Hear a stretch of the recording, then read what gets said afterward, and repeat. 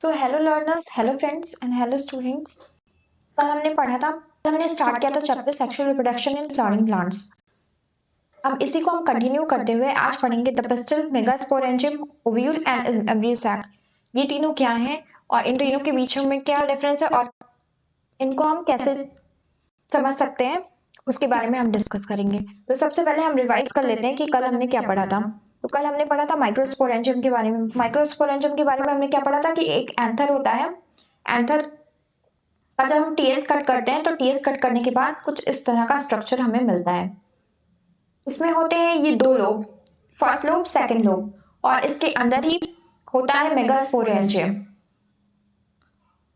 हर lobe जो है वो दो पार्ट्स में डिवाइड होता है, टीका 1 टीका, 2 टीका, 3 टीका एंड 4 टीका।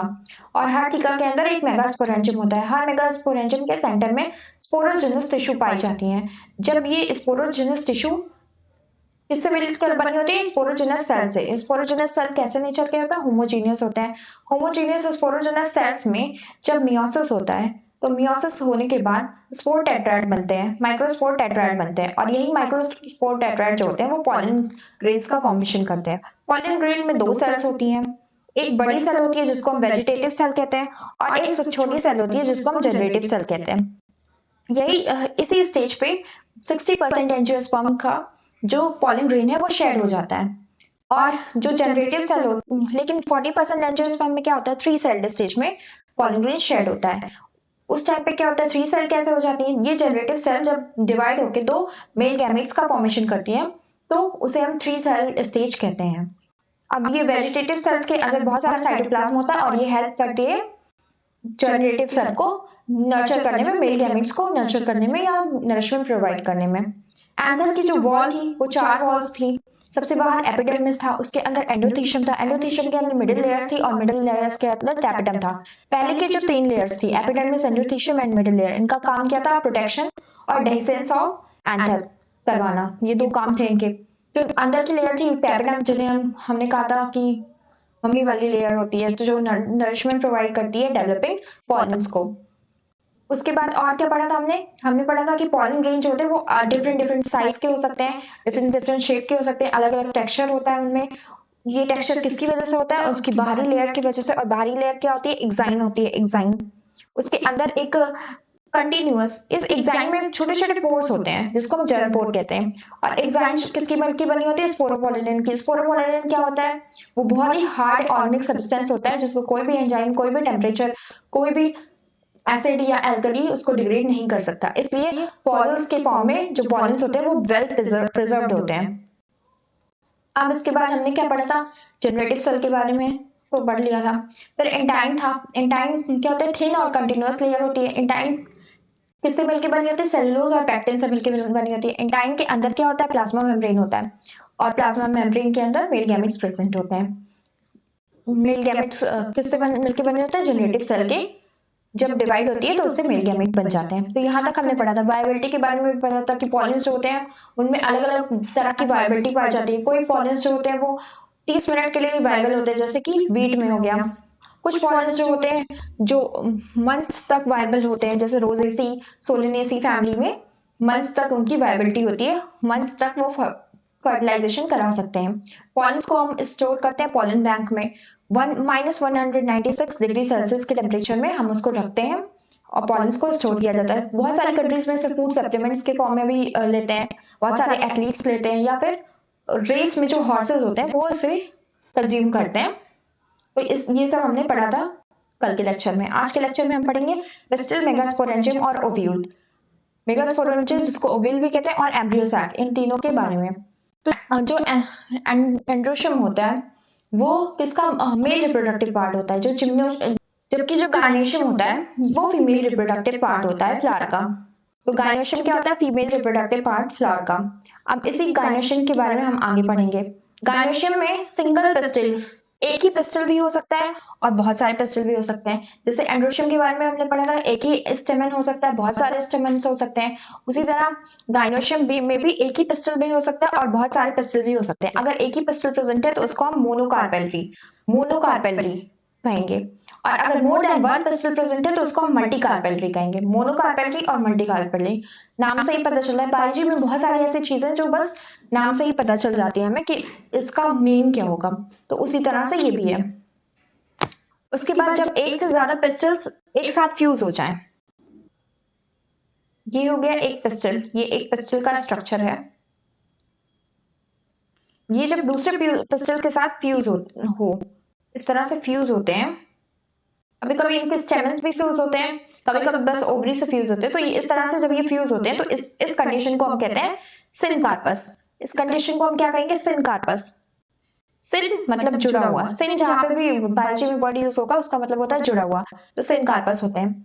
और अगर यही पिस्टल्स जो है वो अलग अलग प्रेजेंट होते हैं, फ्री होते हैं, तो उसे हम क्या कहते हैं, फ्री पिस्टल या फिर एपोकार्पस। फ्री या एपोकार्पस कंडीशन हम कहते हैं, एपोकार्पस कंडीशन।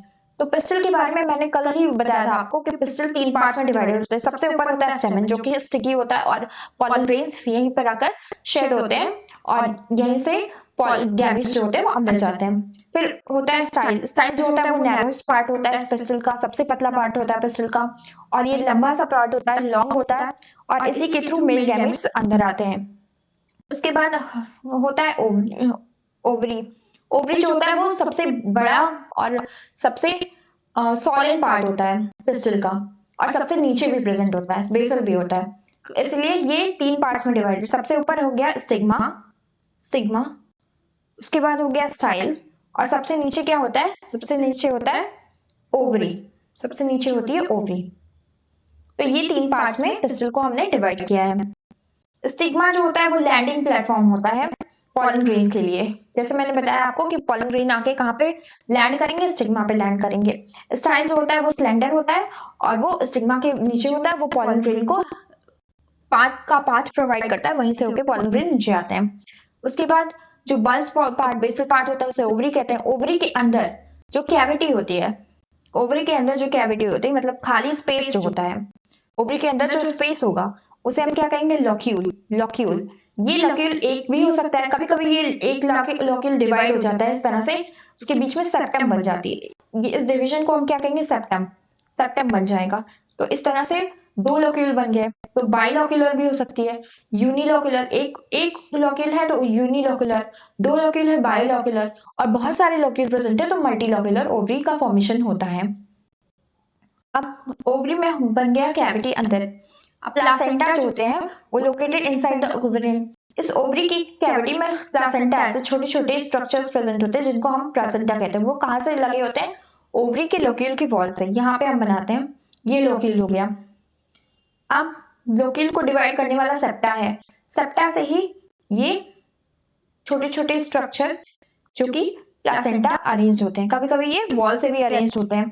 तो ये छोटे छोटे स्लेंडर स्ट्रक्चर होते हैं प्लासेंटा जो कि अरेंज होते हैं। आपने देखा होगा कि मटर देखी होगी ना, मटर में मटर का जो पॉड होता है, ये जो पी का पॉड होता है इस तरह से होता है, और पी पॉड में जो मटर के दाने होते हैं वो एक पतले से स्ट्रक्चर से अरेंज होते हैं। इसी को हम प्लासेंटा कहते हैं। इसी को हम क्या कहते हैं, प्लासेंटा कहते हैं। जो मटर होता है वो लगा होता है, तो ये हो गई प्लासेंटा। तरह से सीड्स अरेंज होते हैं, उस अरेंजमेंट को हम क्या कहते हैं, placentation. Placentation, placentation is the arrangement of seeds with the help of placenta on the ovary wall is called placentation. Placentation क्या होता है कि प्लासेंटेशन समझ लो एक रस्सी है, एक रस्सी है जिससे एक, मान लो कोई बच्चा है छोटा सा, उसको एक रस्सी के सहारे दीवार पे चढ़ना है, तो वो दीवार क्या हो गई, ओवरी वॉल हो गई। ये रस्सी क्या हो गई, प्लासेंटा हो गई, और वो जो बच्चा है वो क्या हो गया, सीड हो गया। तो सीड जिस स्ट्रक्चर की हेल्प से ओवरी वॉल से लगे होते हैं उसको हम प्लासेंटा कहते हैं। तो और जिस तरह से लगे हो, मान लो ये लाइन में लगे हो या फिर ये एक सर्कल में लगे हो, इस तरह से सर्कल में लगे हो, तो इन्हीं सबको हम प्लासेंटेशन कहते हैं। इन्हीं सबको प्लासेंटेशन कहा जाता है। पिस्टल का स्ट्रक्चर दिखाया गया है, यहाँ पर स्टिग्मा है, ये है स्टाइल, और ये है ओवरी। और मैंने बताया था आपको कि बेस में एक सोलन पार्ट होता है जिससे सारे फ्लोरल पार्ट अटैच होते हैं। इसको हम क्या कहते हैं, थैलमस कहते हैं। जो भी फ्लोरल पार्ट अटैच होते हैं बेस से जिस स्ट्रक्चर से, उसे हम थैलमस कहते हैं। थैलमस ही बियर करता है स्टेमन को भी थैलमस ही बेयर करता है, पिस्टल को भी थैलमस ही बेयर करता है, सेपल और पेटल सभी को, सारे फ्लोरल बल्ब्स थैलमस पे ही लगे होते हैं। तो यहाँ पर देखो स्टिग्मा, ये अलग तरह का स्टिग्मा है। कुछ स्टिग्मा भी अलग अलग होते हैं अलग अलग प्लांट्स में। यहाँ पे ये स्टिग्मा ने सारे स्टिग्मा फ्यूज होके इस तरह का स्ट्रक्चर बना लिया। ये आपने किस में देखा होगा, या ये आपने देखा होगा गुड़हल में, चाइना रोज में इस तरह का स्ट्रक्चर हमें देखने को मिलता है। यहाँ पर स्टिग्मा, बहुत सारे स्टिग्मा फ्यूज हो गए। हिबिस्कस, चाइना रोज को हम क्या कहते हैं, हिबिस्कस कहते हैं। Showing pistil other floral part have been removed. अब बाकी के सारे फ्लोरल पार्ट को रिमूव करके बस हमें यहाँ पे पिस्टल दिखाया गया, क्योंकि यहाँ पे हम पिस्टल के बारे में पढ़ना है, तो उसी को हाईलाइट कर दिखाया गया है। यहाँ पे मल्टी कार्पेल्टी सिनकार्पस पिस्टल ऑफ पेपावर। पेपावर में ये जो स्टिग्मा है ये अलग अलग पिस्टल के स्टिग्मा है और सब आके फ्यूज हो गए हैं। यहाँ पे स्टाइल भी अलग अलग सबके फ्यूज हो गए और ओवरी भी फ्यूज हो गई है। इस तरह के फ्यूजन को हमने क्या कहा था, सिनकार्पस कहा था। सिनकार्पस एक ही साथ फ्यूज्ड हैं सब, सिनकार्पस। ये मल्टी कार्पेल्टी। अगर हम इसकी टीएस को काट के देखें तो यहाँ पे हमें लोक्यूल्स भी बहुत सारे देखने को मिलेंगे। बहुत सारी ओवरी की कैविटी होगी जिसे हमने लोक्यूल कहा था, वो भी बहुत सारी देखने को मिलेगी।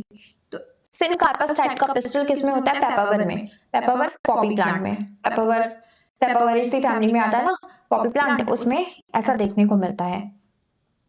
उसके बाद ये है मल्टी कार्पेल्टी एपोकार्पस गायनोशियम ऑफ माइकेलिया। यहाँ पर ये माइकेलिया का मल्टी कार्पेल्टी एपोकार्पस का मतलब जो पिस्टल है वो फ्यूज नहीं है। यहाँ पर आप अलग अलग पिस्टल्स को देख सकते हैं। ये अलग अलग पिस्टल है, ऊपर स्टिग्मा होगा, नीचे स्टाइल होगा, सबसे नीचे जो बल्ज पार्ट होगा वो ओवरी होगा। तो यहाँ पर अलग अलग पिस्टल्स आपको देखने को मिल सकते हैं। ये पिस्टल यहाँ देख लो, और ये कार्पल है। और जब बहुत सारे कार्पल्स प्रेजेंट होते हैं तो उसे मल्टी कार्पेलरी कहते हैं। उस तरह की ओवरी को हम क्या कहते हैं, मल्टी कार्पेलरी। अब यहाँ पे डायग्रामेटिक रिप्रेजेंटेशन है एक ओव्यूल का, तो ओव्यूल के बारे में अभी हम बाद में डिस्कस करेंगे इसी चैप्टर में आगे, और तभी ये डायग्राम फिर डिस्कस करेंगे, तब आपको अच्छे से समझ में आएगा ये डायग्राम। इसी प्लासेंटा से मेगास्पोरेंजियम लगे होते हैं, मेगास्पोरेंजियम प्लासेंटा से लगे होते हैं। मेगास्पोरेंजियम ही आगे जाके सीड बनाते हैं, ओव्यूल बनाते हैं, ओव्यूल से ही सीड बनता है। क्या कह दिया है, ओव्यूल कह दिया है। नंबर ऑफ ओव्यूल, एक ओवरी में ओव्यूल का नंबर वैरी कर सकता है। जैसे वीट में क्या होता है, वीट में एक ही ओव्यूल होता है, आपने में एक ही ओव्यूल प्रेजेंट होता है। मैंगो खाया होगा, मैंगो में एक ही सीड हमें देखने को मिलता है। तो सीड क्या है, वो पहले ओव्यूल था और उसी का बाद में डेवलपमेंट होकर सीड बन जाता है। फिर राइस में भी एक ही होता है। तो वन ओव्यूल किसमें प्रेजेंट होता है, वन ओव्यूल्स के एग्जांपल क्या क्या है, वीट हो गया, राइस हो गया और मैंगो हो गया। वीट, राइस और मैंगो। वीट जो होते हैं वो सीरियल्स में आ जाते हैं और मैंगो प्लांट जो होता है वो डाइकॉट होता है और वीट जो होता है वो मोनोकॉट होता है। और बहुत सारे ओव्यूल्स किसमें प्रेजेंट होते हैं, papaya, watermelon, orchid. Papaya, watermelon, orchid में बहुत सारे ओव्यूल्स प्रेजेंट होते हैं। पपाया जब भी आपने खाया होगा पपीता, तो उसमें बहुत सारे ब्लैक ब्लैक बीज होंगे, तो वो सब ओव्यूल से ही मिलके बने, ओव्यूल से ही सीड बनता है। अगर आपको समझने में दिक्कत हो, अब अगर आपको एग्जांपल्स याद करने में दिक्कत होती है, आप ऐसा सोच लो कि जो ओव्यूल है वही बाद में जाकर सीड बनेगा। तो जिस सारे फ्रूट्स में आप नंबर ऑफ सीड्स देख लो, नंबर ऑफ सीड सोच लो कि इसमें कितना सीड था, इसमें कितना सीड था, तो इससे आपको ओव्यूल याद हो जाएंगे। जैसे मैंने बताया पपाया में, वाटरमेलन में तो बहुत सारे ब्लैक ब्लैक सीड होते हैं, आप सभी ने खाया होगा गर्मियों में। वाटरमेलन में खूब ढेर सारे सीड्स होते हैं, इसका मतलब उसमें बहुत सारे ओव्यूल्स थे। ऑर्किड में भी बहुत सारे ओव्यूल्स, ऑर्किड में भी बहुत सारे ओव्यूल्स प्रेजेंट होते हैं। तो अभी हमने किसके बारे में पढ़ा, अभी हमने पढ़ा ओवरी के बारे में, पिस्टल के बारे में। हमने पिस्टल के बारे में पढ़ा। पिस्टल के बारे में क्या पढ़ा कि पिस्टल के 3 स्ट्रक्चर्स होते हैं। पहला ऊपर का स्टिग्मा होता है, नीचे स्टाइल होता है और सबसे नीचे ओवरी होता है। ओवरी बल्ज होता है, बेसल पार्ट होता है। स्टिग्मा जो होता है वो स्टिकी होता है और पॉलन ग्रेन्स वहीं पे आके लैंड करते हैं। अब जब ये पिस्टल को क्या कहते हैं, हम कार्पेल भी कहते हैं। तो अगर प्लांट में एक ही पिस्टल है तो उसको मोनोकार्पेलरी कहेंगे, अगर एक से ज्यादा पिस्टल है तो उसको हम मल्टीकार्पेलरी कहेंगे।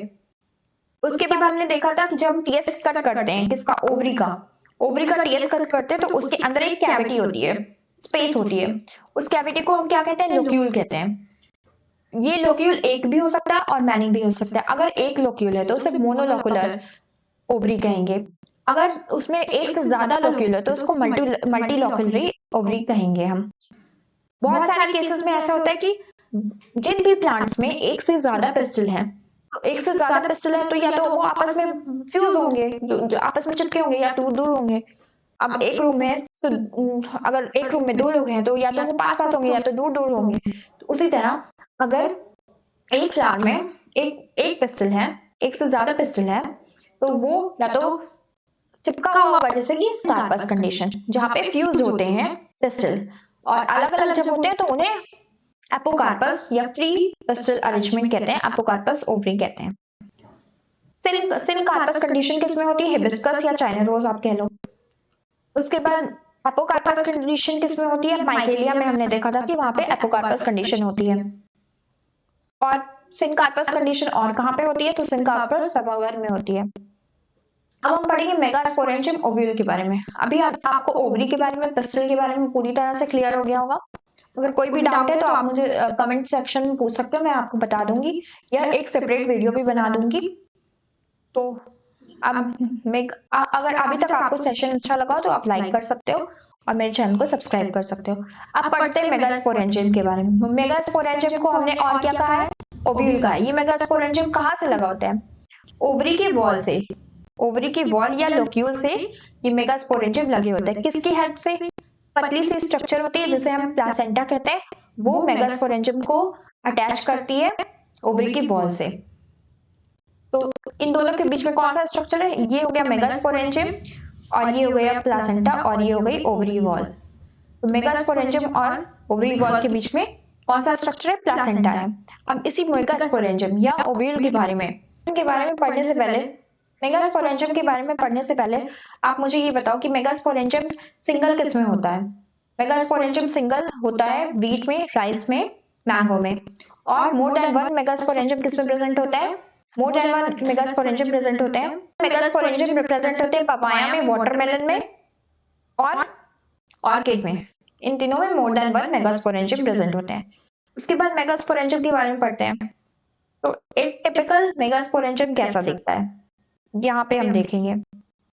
एक टिपिकल मेगास्पोरेंजियम जो होता है, इसमें सबसे बाहर की लेयर जो होती है वो होती है आउटर इंटेगमेंट। सबसे बाहर की लेयर को हम इंटेगमेंट कहते हैं। सबसे बाहर की लेयर को क्या कहते हैं, इंटेगमेंट कहते हैं। इंटेगमेंट दो तरह का होता है, बाहर वाला आउटर इंटेगमेंट और उसके अंदर वाला इनर इंटेगमेंट। इंटेगमेंट के बाद क्या आता है, इंटेगमेंट के बाद आता है न्यूसेलस। न्यूसेलस और न्यूसेलस के अंदर होता है एम्ब्रियो सैक। अब यहाँ पर कुछ जगह ऐसी होती है जहां से इंटेगमेंट पूरी तरह से एब्सेंट होता है, इसको हम कहते हैं हाइलम। और हाइलम के जस्ट अपोजिट होता है चैलेंजल पोर। हाइलम के जस्ट अपोजिट क्या होगा, चैलेंजल पोर। अब इसी को मैं आपको डायग्राम बना के बताती हूँ तब ज्यादा अच्छे से समझ में आएगा। ये एक टिपिकल ओव्यूल का स्ट्रक्चर है। सबसे अंदर होता है एम्ब्रियो सैक, ये हो गया हमारा एम्ब्रियो सैक। ये एम्ब्रियो सैक के बाहर होता है न्यूसेलस। न्यूसेलस ये हो गया हमारा न्यूसेलस। न्यूसेलस के बाहर होगा इंटेगमेंट, ये होगा इंटेगमेंट। और इंटेगमेंट के ही बाहर, इंटेगमेंट जो होता है वो दो लेयर्स का बना होता है। तो ये हो गया सबसे अंदर एम्ब्रियो सैक, एम्ब्रियो सैक। उसके बाहर न्यूसेलस, न्यूसेलस। ये दोनों है इंटेगमेंट्स, ये आउटर और इनर इंटेगमेंट, इंटेगमेंट्स। ये हो गया इनर इंटेगमेंट और ये हो गया आउटर इंटेगमेंट। तो ये एक टिपिकल माइक्रोस्पोर या ये एक टिपिकल मेगास्पोरेंजियम या ओव्यूल का स्ट्रक्चर है। मेगास्पोरेंजियम या ओव्यूल का स्ट्रक्चर है।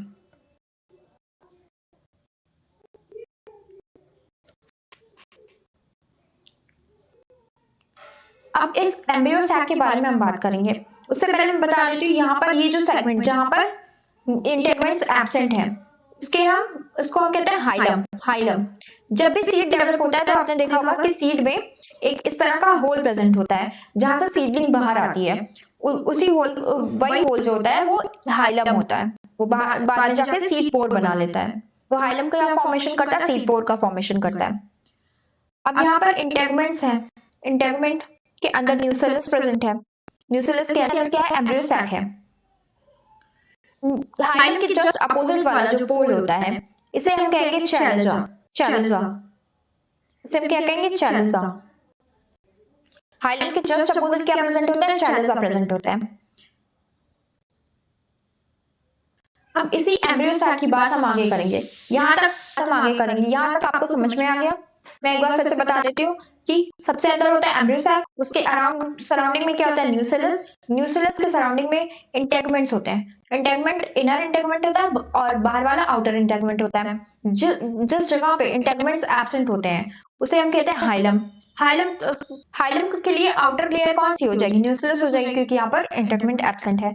हाइलम से जस्ट अपोजिट क्या होता है? चैलेजा प्रेजेंट होता है। तो ये एक टिपिकल ओव्यूल या मेगास्पोरेंजियम का स्ट्रक्चर है।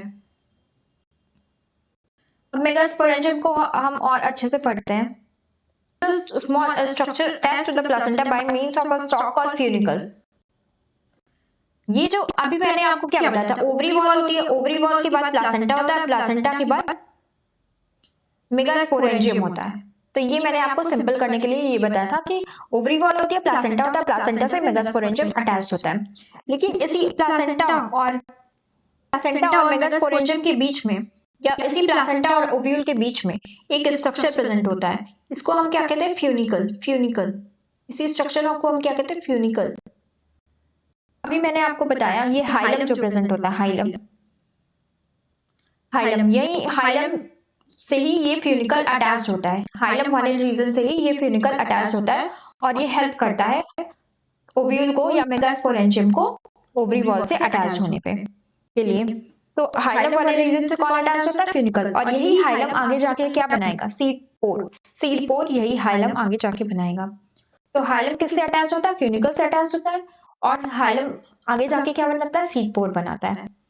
ओके, तो क्वेश्चन अगर आता है कि आप बताओ कि junction between ovule and funicle उसको क्या कहते हैं? ओव्यूल और फ्यूनिकल के बीच का जंक्शन क्या है? तो वो है हाइलम। हाइलम जो होता है वो ओव्यूल और फ्यूनिकल के बीच का जंक्शन होता है, क्योंकि यहीं पे हाइलम है और ये हो गया फ्यूनिकल, ये हो गया हाइलम और ये हो गया ओव्यूल। फ्यूनिकल, हाइलम और ओव्यूल, इसके फ्यूनिकल और ओव्यूल के बीच का जंक्शन कौन है? तो हाइलम है। Ovule and funicle, each ovule has one और टू प्रोटेक्टिव एनवेलप। जो प्रोटेक्टिव एनवेलप जो हमने बताया था इंटेगुमेंट्स, क्योंकि ये सबसे बाहर होती है इसलिए इनका काम क्या होता है? मेगास्पोरेंजियम को प्रोटेक्ट करना, इसीलिए इसको इंटेगुमेंट कहा जाता है। इंटेगुमेंट इन सर्कल न्यूक्लियस के चारों ओर प्रेजेंट होती है। अभी हमने डायग्राम में देखा था, यहाँ पर देख लो फिर से। ये था न्यूक्लियस, ये था न्यूसेलस और न्यूसेलस के चारों ओर पे क्या प्रेजेंट है? इंटेगमेंट्स प्रेजेंट है, आउटर और inner integument. At the tip where a small opening called micropyle. तो माइक्रोपाइल को छोड़ के माइक्रोपाइल, तो ये न्यूसेलस को कौन प्रोटेक्ट कर रहा है? इंटेगमेंट। और इस एंड को, ये जो एंड चैलेजा के अपोजिट होती है या हाइलम वाली एंड जो होती है, इसको हमने और क्या कहा है? माइक्रोपाइल का है। माइक्रोपाइल का है। तो यहाँ पे बहुत सारी चीजें हैं, आप कंफ्यूज मत होना, मैं एक बार फिर से बता दे रही हूँ। देखो, सबसे पहले होती है ओवरी वॉल। ओवरी वॉल से अटैच होता है प्लासेंटा। प्लासेंटा से अटैच होता है फ्यूनिकल। फ्यूनिकल आके हाइलम पे अटैच होगा और हाइलम यहाँ से मेगास्पोरेंजियम को अटैच करेगा, जिसकी सबसे बाहर की लेयर क्या थी? न्यूसेलस। ओवरी वॉल, फिर प्लासेंटा। इसको आप अपने एनसीईआरटी में इस तरह से बना भी सकते हो जिससे आपको याद रहे। और फिर उसके बाद फ्यूनिकल, फ्यूनिकल के बाद हाइलम और हाइलम से क्या अटैच्ड है? न्यूसेलस वाली लेयर अटैच्ड है। अब इस एंड को, जहां पर हाइलम प्रेजेंट है, उस एंड को हम क्या बोलेंगे? माइक्रोपाइल। हाइलम वाले एंड को हम क्या बोलेंगे? माइक्रोपाइल बोलेंगे। हाइलम वाले एंड को हम माइक्रोपाइल बोलेंगे और उसके अपोजिट जो एंड है उसको क्या बोलेंगे? चैलेजा बोलेंगे, चैलेजल एंड बोलेंगे। Opposite to the micropylar end is chalaza या chalaza end, representing the basal part of, ये ओव्यूल का बेसल पार्ट है। इंटेगमेंट्स के अंदर जो मास ऑफ द सेल्स थी उनको हम क्या कहते थे, न्यूक्लियस कहते थे। न्यूक्लियस सेल्स और न्यूक्लियस सेल्स जो होती हैं, जो न्यूक्लियस की सेल्स होती हैं, इनमें बहुत सारा साइटोप्लाज्म होता है और बहुत सारा, जहाँ पे भी एबंडेंट साइटोप्लाज्म, उसका मतलब abundant reserve food material, reserve food material बहुत ज्यादा होता है। अब ये रिजर्व फूड मटेरियल का यूज कौन करता है, तो ये रिजर्व फूड मटेरियल का यूज करता है डेवलपिंग एम्ब्रियो। जो एम्ब्रियो डेवलप होगा ओव्यूल के अंदर, जब फर्टिलाइजेशन हो जाएगा उसके बाद, तो इसको कौन कंज्यूम करेगा, इसको कंज्यूम करेगा न्यूक्लियस को। एम्ब्रियो सैक या फीमेल गैमेटोफाइट प्रेजेंट होता है न्यूक्लियस के अंदर, एम्ब्रियो सैक या फीमेल गैमेटोफाइट। एम्ब्रियो सैक का और, तो एम्ब्रियो सैक को और किस नाम से जानते हैं, फीमेल गैमेटोफाइट। एम्ब्रियो सैक को हम और क्या कहते हैं, एम्ब्रियो सैक को female gametophyte, female gametophyte. Embryo sac को हम कहते हैं फीमेल गैमेटोफाइट। ओव्यूल को हम क्या कह रहे थे, ओव्यूल को हम कह रहे थे मेगास्पोरेंजियम, मेगास्पोरेंजियम। और एम्ब्रियो सैक को हम क्या कहते हैं, फीमेल गैमेटोफाइट। ओव्यूल, ओव्यूल को हम कहते हैं मेगास्पोरेंजियम, मेगास्पोरेंजियम के अंदर होता है एम्ब्रियो सैक, और एम्ब्रियो सैक को ही हम फीमेल गैमेटोफाइट कहते हैं। मेल गैमेटोफाइट कौन था, पॉलन। पॉलन जो होता है वो मेल गैमेटोफाइट होता है क्योंकि वो मेल गैमेट को बियर करता है। फीमेल गैमेटोफाइट एम्ब्रियो सैक है क्योंकि वो फीमेल गैमेट यानी कि एग को बियर करता है। आई होप यहाँ तक आपको पूरी तरह से क्लियर हो गया होगा। अगर आपको ये वीडियो पसंद आया तो आप लाइक कर सकते हो। एक ओव्यूल में जनरली, यानी कि एक मेगास्पोरेंजियम में जनरली एक ही एम्ब्रियो सैक होता है, एक ही एम्ब्रियो सैक होता है, और एक एम्ब्रियो सैक एक ही मेगास्पोर बनाता है, एक एम्ब्रियो सैक एक ही मेगास्पोर बनाता है। अब मेगास्पोरोजेनेसिस के बारे में पढ़ते हैं। हमने क्या पढ़ा था कि माइक्रोस्पोर मदर सेल से माइक्रोस्पोर का बनना या पॉलन का बनना, वो होता है माइक्रोस्पोरोजेनेसिस। उसी तरह मेगास्पोर मदर सेल से मेगास्पोर का बनना या एग का बनना, उसे हम क्या कहेंगे, megasporogenesis. The process of formation of megaspore from the megaspore mother cell is called megasporogenesis. Easy definition. Microsporogenesis क्या होता है, माइक्रोस्पोर मदर सेल्स में मियोसिस हो जाए तो बनेंगे माइक्रोस्पोर, इसको हम कहेंगे माइक्रोस्पोरोजेनेसिस। बस आपको पांच प्रोसेस में आपको 4 एम याद रखने हैं, 4 एम। माइक्रोस्पोर मदर सेल से क्या बनेगा, माइक्रोस्पोर मदर सेल में क्या होगा, मियोसिस, मियोसिस से बनेंगे माइक्रोस्पोर। इसी प्रोसेस को माइक्रोस्पोरोजेनेसिस कहते हैं। मेगास्पोरोजेनेसिस क्या होता है, माइक्रोस्पोर मेगास्पोर मदर सेल में मियोसिस होगी तो मेगास्पोर बनेगा। इस प्रोसेस को हम मेगास्पोरोजेनेसिस कहते हैं।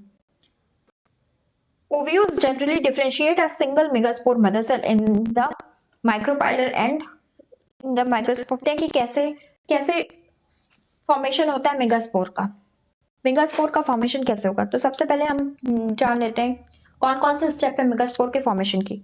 तो ये डायग्राम आपको उसे जानने में हेल्प करने वाला है। सबसे पहले हमने देखा कि ये हो गया माइक्रोपाइलर एंड, यानी कि यहाँ हाइलम होगा। हाइलम जो होता है वो माइक्रोपाइलर एंड पे प्रेजेंट होता है।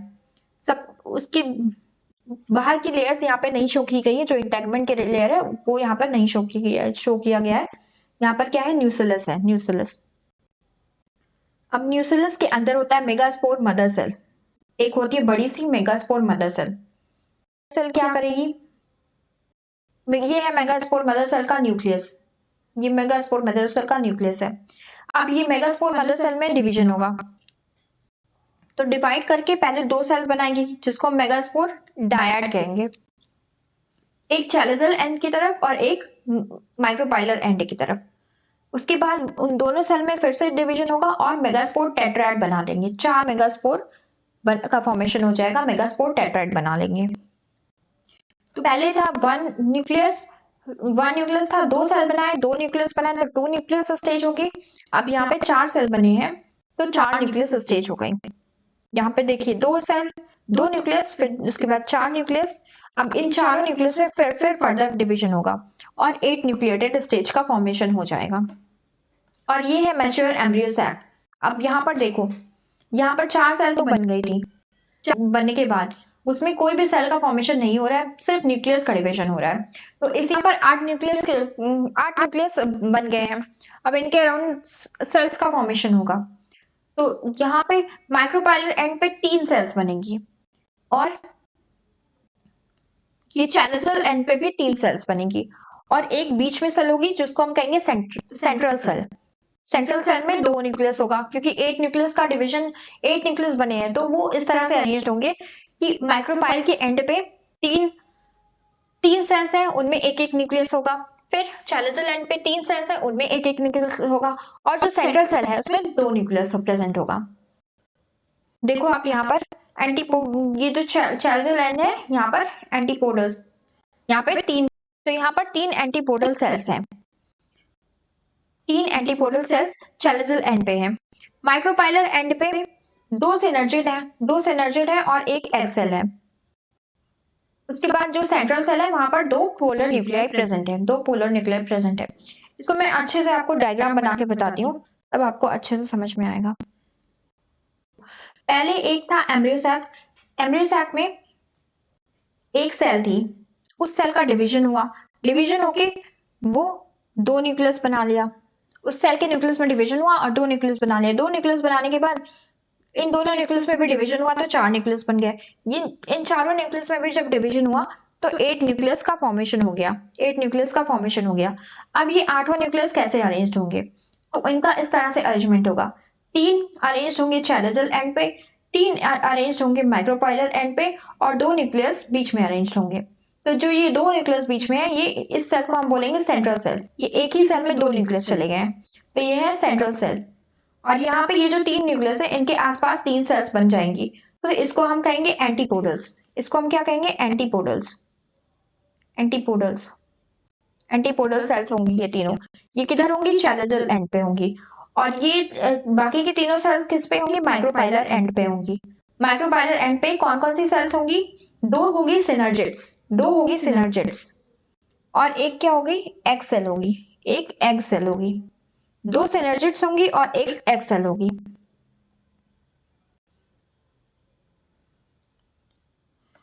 तो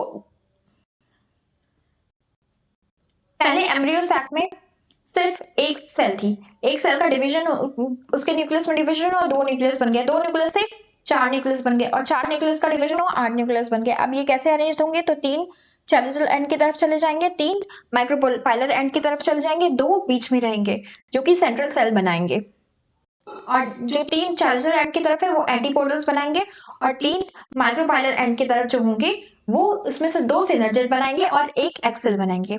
आई होप अब आपको ये क्लियर हो गया होगा। अभी भी आपको कोई डाउट है तो आप कमेंट सेक्शन में पूछ सकते हो मुझसे। सिनर्जिड सेल है वो एक स्पेशल टाइप का अपैरेटस क्रिएट करती हैं, इस तरह के फिंगर लाइक प्रोजेक्शंस बनाती हैं। इनको हम क्या कहते हैं, फिलीफॉर्म अपैरेटस, इन्हें हम कहते हैं filiform apparatus. In male gamete को गाइड करने का काम करती है कि उसे किधर से एंटर करना है, तो उसको गाइड करने का काम करती है, क्योंकि यहीं पर ऊपर क्या है, एक्सेल, और मेल गैमेट को किससे फ्यूज होना है, एक्सेल से फ्यूज होना है। तो इसीलिए ये फिलीफॉर्म अपैरेटस जो है वो मेल गैमेट को गाइड करने का काम करती है। अब यहाँ पर देखो, ovules generally differentiate a single megaspore mother cell in a micropylar region. तो माइक्रोपाइलर रीजन में सिर्फ एक मेगास्पोर मदर सेल बनेगी। ये एक मेगास्पोर मदर सेल बन रही है माइक्रोपाइलर रीजन में। इस लार्ज सेल में डेंस साइटोप्लाज्म होता है और एक प्रोमिनेंट न्यूक्लियस होता है। अब ये मेगास्पोर मदर सेल में मियोसिस होगा, मियोटिक डिवीजन होगा। उसके बाद मेगास्पोर मदर सेल में मियोसिस होता है जिससे 4 मेगास्पोर्स का फॉर्मेशन हो जाता है, 4 मेगास्पोर्स का फॉर्मेशन हो जाता है, जो कि हम लोग डायग्राम में देख चुके हैं। 4 मेगास्पोर का फॉर्मेशन होता है। अब हम डिस्कस कर लेते हैं फीमेल गैमेटोफाइट के बारे में। फीमेल गैमेटोफाइट जो होती है उसको हम और क्या कहते हैं, फीमेल गैमेटोफाइट को ही हम एम्ब्रियो सैक कहते हैं, एम्ब्रियो सैक फीमेल गैमेटोफाइट को कहते हैं। मेजॉरिटी ऑफ फ्लावरिंग प्लांट्स में एक मेगास्पोर फंक्शनल होता है और बाकी के सारे 3 है। मेजॉरिटी ऑफ फ्लावरिंग प्लांट्स में एक मेगास्पोर फंक्शनल होता है, बाकी के 3 डीजेनरेट हो जाते हैं। माइक्रोस्पोरोजेनेसिस में ऐसा नहीं था, उसमें चारों के चारों माइक्रोस्पोर फंक्शनल थे और वो पॉलिन्स का फॉर्मेशन कर रहे थे। लेकिन यहाँ पर एक ही मेगास्पोर फंक्शनल होता है, बाकी के 3 डीजेनरेट हो जाते हैं। जो सिर्फ फंक्शनल मेगास्पोर होता है वही फीमेल गैमेटोफाइट बनाता है, या एम्ब्रियो सैक बनाता है। ये जो मेथड होता है एम्ब्रियो सैक के फॉर्मेशन का, ये जो मेथड होता है सिंगल मेगास्पोर के फॉर्मेशन का, इसको हम मोनोस्पोरिक डेवलपमेंट बोलते हैं। मोनोस्पोरिक डेवलपमेंट का मतलब है कि सिंगल मेगास्पोर का बनना from a megaspore mother cell is called monosporic development. अब एम्ब्रियो सैक का फॉर्मेशन हम डिटेल में देख लेते हैं। तो इसका हमने डायग्राम पहले ही देख लिया था कि एक फंक्शनल मेगास्पोर जो होता है, एक फंक्शनल मेगास्पोर ये मेयोटिकली डिवाइड होके दो न्यूक्लियस बनाता है जो कि अपोजिट एंड में चले जाते हैं। एक माइक्रोफाइलर एंड पे चला जाता है, दूसरा चैलेंजर एंड पे चला जाता है। अब इन दोनों में फिर से फर्दर डिविजन होगा तो 4 न्यूक्लियस बना लेंगे और फिर इन चारों न्यूक्लियस में फर्दर डिविजन होगा तो 8 न्यूक्लियस का फॉर्मेशन हो जाएगा। अब इन 8 न्यूक्लियस में से जो 3 होते हैं वो चैलेंजर एंड पे चले जाते हैं और एंटीपोडल सेल्स का फॉर्मेशन कर लेते हैं। वो चैलेंजर एंड पे चले जाते हैं और एंटीपोडल सेल का फॉर्मेशन कर लेते हैं। बीच में 2 न्यूक्लियस होते हैं वो सेंट्रल सेल में रहते हैं। बाकी के 3 न्यूक्लियस जो माइक्रोपाइलर एंड में होते हैं उसमें से 2 सिनर्जिड बना लेते हैं और एक सेंट्रल सेल का फॉर्मेशन कर लेता है।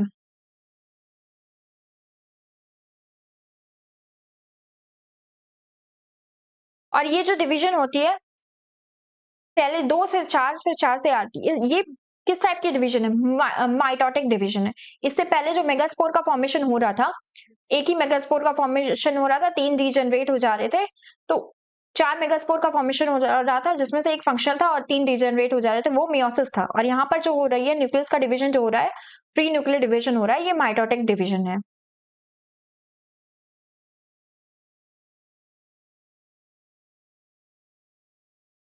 तो यहाँ पर आपने देखा होगा कि 8 न्यूक्लियस बन रहे हैं। 8 न्यूक्लियस यहाँ लास्ट में 8 न्यूक्लियस बन रहे हैं। 8 न्यूक्लियस बन रहे हैं लेकिन सेल्स जो है वो 7 ही है क्योंकि सेंट्रल सेल में 2 न्यूक्लियस चले जा रहे हैं। 8 न्यूक्लियस बन रहे हैं लेकिन सेल्स 7 है। यहाँ पर हम देख सकते हैं यहाँ पे न्यूक्लियस 8 है। 1 2 3 4 5 6 7 8 8 न्यूक्लियस है लेकिन सेल कितनी है? 1 2 3 4 5 6 और ये 7 सेल है। तो इस तरह के एम्ब्रियो को हम इस तरह के एम्ब्रियो सैक को हम बोलते हैं 8 nucleated and 7 celled embryo sac. 8 nucleated and 7 celled embryo sac.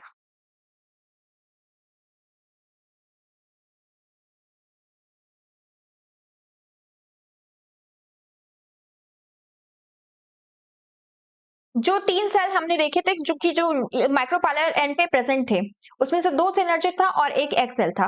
इन तीनों को मिला के हम बोलते हैं एग अपैरेटस जिसमें 2 सिनर्जिड होते हैं और एक एग सेल होता है। सिनर्जिड जो होते हैं उसमें स्पेशल सेलुलर थिकनिंग होती है माइक्रोपाइलर एंड पे। फिलीफॉर्म अपैरेटस के बारे में हमने डिस्कस किया था कि ये मेल गैमेट्स को गाइड करता है टुवर्ड्स द एग। तो इसमें जो थिकनिंग होती है वो सेलुलर थिकनिंग होती है, स्पेशल सेलुलर थिकनिंग से बना होता है। ये इंपॉर्टेंट रोल प्ले करता है, गाइड करता है पॉलन ट्यूब को सिनर्जिड में। पॉलन ट्यूब जो होती है वो मेल गैमेट को लेके आती है। 3 cells at the chalazal end जो चैलेंजर एंड पे 3 सेल होते हैं उनको एंटीपोडल्स कहते हैं। तो इस तरह से जो एम्ब्रियो सैक है यहाँ पर एंजियोस्पर्म में वो कैसा है? 8 nucleated and 7 cell. 8 nucleated and 7 cell. तो आज के लिए बस इतना ही। अब नेक्स्ट वीडियो में हम पढ़ेंगे पॉलिनेशन के बारे में। नेक्स्ट लेक्चर में हम पढ़ेंगे पॉलिनेशन और पोस्ट फर्टिलाइजेशन इवेंट्स के बारे में। तो please like share and subscribe my channel for so please like share and subscribe my channel. अगर आपको मेरा कंटेंट अच्छा लगता हो तो प्लीज इस वीडियो को लाइक करना, शेयर करना और सब्सक्राइब करना और नोटिफिकेशन पाने के लिए बेल आइकन प्रेस कर सकते हो आप। तो थैंक यू।